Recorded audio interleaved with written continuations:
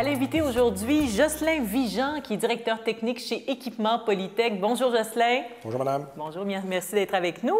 J'aimerais que vous me décriviez en termes accessibles, OK? En vulgarisant, qu'est-ce que fait les Équipements Polytech? Équipement Polytech, c'est une entreprise qui a été fondée en 1982, qui fait la vente, la distribution et l'installation d'équipements électroniques à bord de véhicules utilitaires, des véhicules de service, des véhicules d'urgence. En somme, les gens ne se rendent pas trop compte. Ils voient des véhicules utilitaires sur la route, que ce soit Bell Canada, Vidéotron, le ministère des Transports, les services d'urgence, que ce soit des ambulances. Mais à bord de ces véhicules-là, il y a plusieurs équipements qui sont installés, beaucoup de produits électriques, électroniques qui sont installés à bord de ces véhicules-là. Ça peut être du système de géopositionnement, ça peut être des systèmes d'onduleurs qui convertissent le 12 volts utilitaire en 120 volts utilitaire pour l'outillage, l'éclairage. Ça peut être une multitude de systèmes qui sont à bord de ces véhicules-là et qui aident les travailleurs à pouvoir travailler tous les jours. Donc, vous installez le filage et tout ça qui va permettre ensuite aux propriétaires des véhicules d'installer leur ordinateur et autres outils. Si Exactement, c'est en bien ça. D'accord. On prend les véhicules qui sont généralement aménagés et nous, on va faire l'installation, l'aménagement électrique à bord, comme une maison finalement. Et vraiment la totale, je pense entre autres aux camions micro-ondes de certaines stations de télévision. Si on doit stabiliser pour sortir l'antenne et tout ça, vous occupez de tout, là. Exactement. Alors, on peut faire l'installation électrique de tout ce qui n'est pas nécessairement les amplificateurs, les transmetteurs, mais tout ce qui va servir à supporter ces équipements-là tout à l'heure, lorsque le véhicule sera terminé. Alors là, nous, on va devoir installer tout ce qui est les équipements de contrôle afin que les techniciens puissent installer par après leurs amplificateurs. Alors, et nous, c'est qui ça? C'est combien d'employés? Quel genre d'employés? Les employés, chez nous, on est 12 employés chez Équipement Polytech. Ce sont en général des techniciens en électronique. Il y a des techniciens en électromécanique. Il y a aussi des mécaniciens et des électriciens qui font l'installation de ces équipements-là. Et vous, votre titre, en plus d'être directeur, c'est quoi? Je suis directeur général, mais aussi directeur technique. C'est moi qui s'occupe de tout ce qui est vraiment les choses pointues là, au point de vue technologique.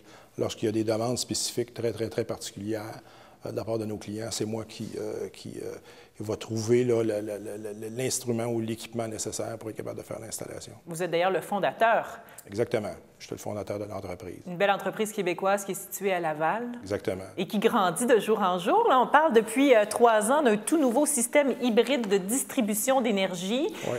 Ça a l'air génial, tellement écologique. Pouvez-vous nous décrire ce que c'est? Bien, disons, dans le cadre des ententes de Kyoto et puis tout ce qu'on voit avec le coût du carburant, les réductions des émissions, nous, on avait une certaine problématique avec l'usage des convertisseurs de courant ou les onduleurs, si vous voulez. Beaucoup d'utilisateurs devaient laisser tourner les moteurs des véhicules afin que l'alternateur puisse recharger les batteries qui servaient à l'onduleur ou aux autres équipements. Alors, ce qu'on s'est dit, c'est qu'on devrait trouver une méthode, trouver un dispositif qui permettrait de pouvoir arrêter les véhicules. Alors, ce que ça fait, dans le fond, ce système-là, c'est quelque chose qui est ajouté à nos installations de base. Et c'est un équipement qui va faire que les opérateurs, pour pouvoir utiliser tous les équipements électriques dans la partie utilitaire du véhicule, donc la section là, qui n'est pas là, la cabine du camion, mais vraiment là, la partie utilitaire, alors que tous les équipements qui sont dans cette partie utilitaire-là ne puissent être utilisés qu'en mode hybride. Pour que le mode hybride puisse être enclenché, le véhicule doit obligatoirement être arrêté, les clés dans vos poches.